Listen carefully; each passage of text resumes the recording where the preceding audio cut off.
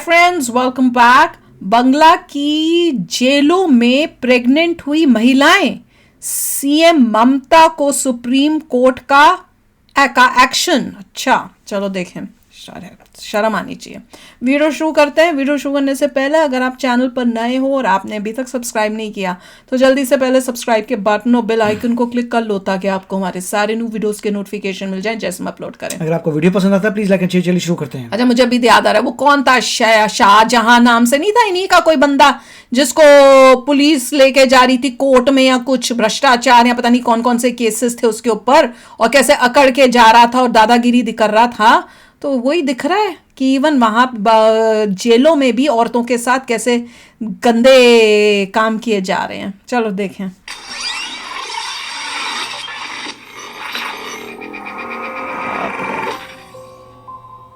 नमस्कार, स्वागत है आप सभी का। आप देख रहे हैं एनएमएफ न्यूज और आपके साथ मैं हूं नम्रता चौधरी। स्क्रीन पर आप मेरे साथ पंकज प्रसून को देख रहे हैं जो कि वरिष्ठ पत्रकार के तौर पर मेरे साथ जुड़े हैं।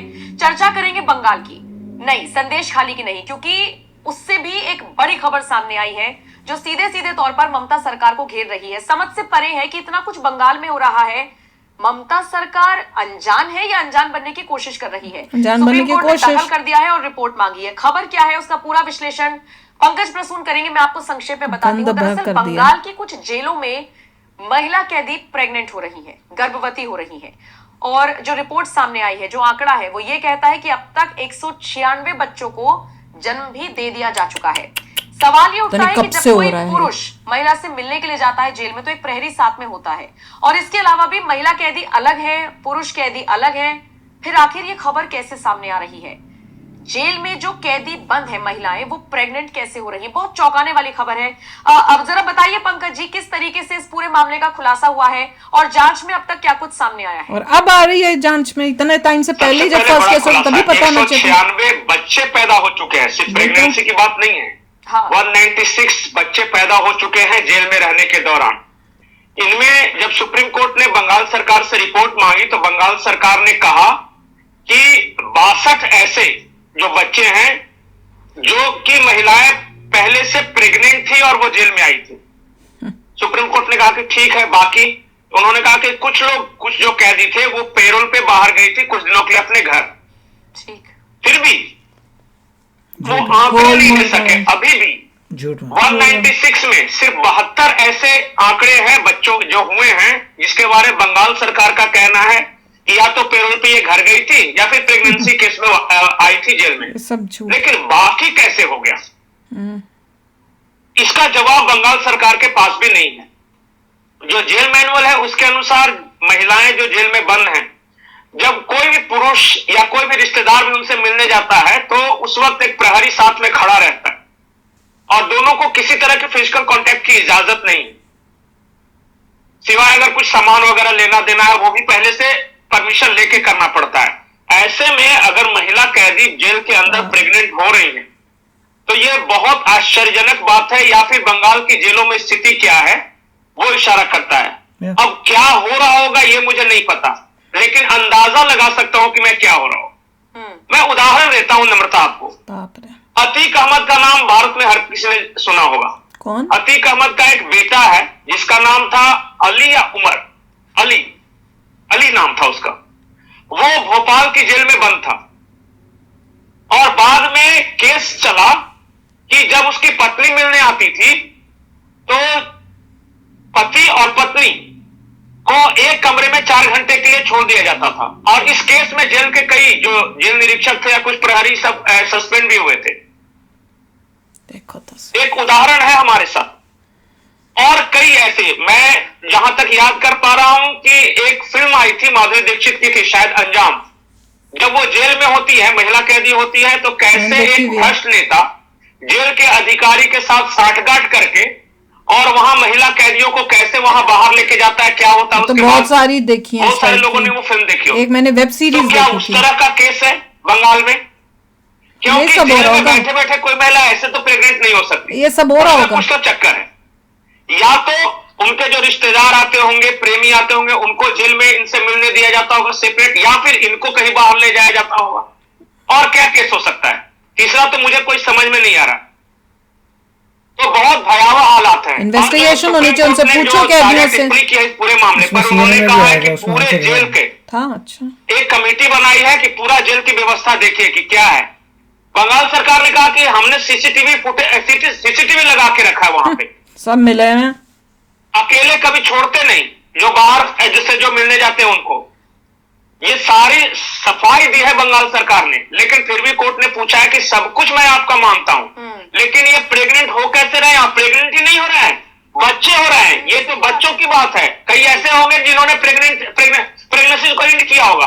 और जेल मंत्री तो शिकायत इस तरीके की कोई आई है इससे इनकार कर रहे हैं, पल्ला झाड़ ऐसा कुछ नहीं।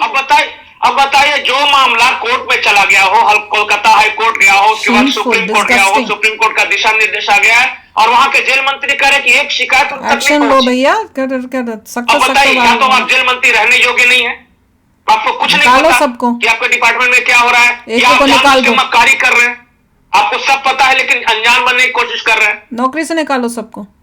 मैं बता रहा हूं, बंगाल में सिर्फ बाहर ये स्थिति भयावह नहीं है, जेलों के अंदर। और पहले भी आप बंगला न्यूज़पेपर्स वगैरह पढ़िएगा तो देखिएगा बहुत सारे ऐसे केसेस आए हैं वहां पे कि सेक्सुअल एक्सप्लॉयटेशंस के। और इस तरह के जो केसेस हैं वो पहले लोकल अखबारों में छपा करते थे। 19 साल की कतरन लेकर एक मानवाधिकार कार्यकर्ता जो है वो कोर्ट पहुंचा कि ये क्या है, और उसके बाद ये सारा कुछ सामने आया है। जेलों में हो रहा है, अनाथालयों में हो रहा है, जब होती है ना नम्रता, तो बहुत कुछ गड़बड़ होता है। बिल्कुल। और मुझे ऐसा लगता है कि चीजें सामने आ जाती हैं तो तफ्तीश हो जाती है, नहीं तो कानो कान किसी को खबर नहीं होती। आप संदेश खाली का मुद्दा ही देख लीजिए, किसे पता था कि शेख शाहजहां क्या कर रहा है, और अब सामने आ गया। शाहजहां वाला केस, जाने कितनी महिलाएं आ गई पिछले 2-3 महीनों से, नहीं सालों से ये कृत्य चला रहा था। ऐसा तो नहीं कि ममता सरकार में कोई ऐसा मंत्री हो, कोई ऐसा अधिकारी हो जिसको फिर से बचाने की कोशिश की जा रही हो, ठीक उसी तरीके से जैसे शेख शाहजहां को बचाने की कोशिश की गई। और देखिए ये जो महिलाओं की स्थिति है बंगाल में, ये तो संदेश खाली से ही अंदाजा लगा लिया गया था कि क्या उनकी दयनीय स्थिति है। सोचिए महिला कैदियों को किस तरीके से रखा जाता होगा, और महिलाओं का सेक्सुअल एक्सप्लॉयटेशन होना बंगाल में कोई बड़ी बात नहीं नजर आती है अब।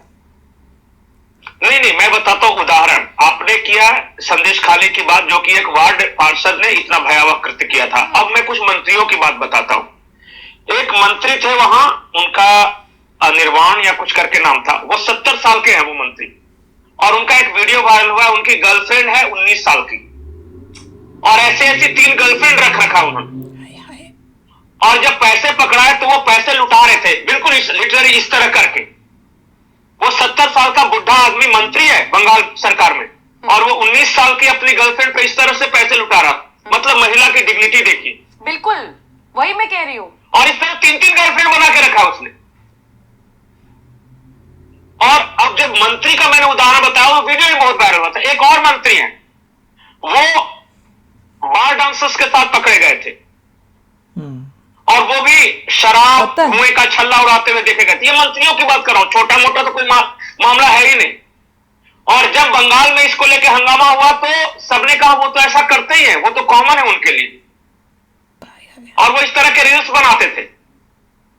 वो भी मंत्री थे टीएमसी के। अब इसी से अंदाजा लगाना बहुत, मुझे लगता है बहुत हद तक आसान है कि जेल में महिलाओं के साथ क्या हो रहा होगा, महिला कैदियों के साथ क्या होगा। एक आंकड़ा तो दे दिया गया है ना, लेकिन उसके बाद के आंकड़े का क्या, वो महिलाएं कैसे प्रेग्नेंट हो रही हैं? एक्शन क्या लिया? नहीं, मैं ये कह रहा हूँ कि आप सिर्फ जिनके बच्चे हुए हैं उनको बोल रहे हैं। हाँ, जरूरी नहीं कि सेक्सुअल एक्सप्लॉयटेशन में अरे डीएनए उनका लो, बात उनका सब कट करो, मिनिस्टरों का करो, पता चल जाएगा कौन है। ये संख्या कितनी बड़ी होगी। बिल्कुल, मैं तो ये कहता हूँ कि इसकी अच्छे तरह से जांच होनी चाहिए। बात सिर्फ उन 196 बच्चों का नहीं है जो पिछले 4 साल में पैदा हुए।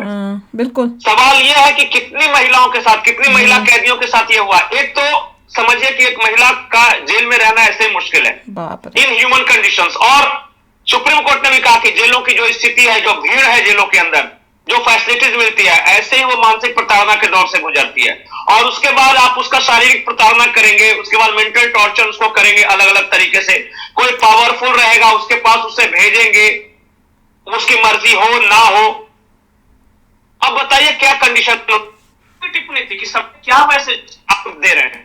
भैया मेरा तो सुन के इतना वो शौक लग रहा था।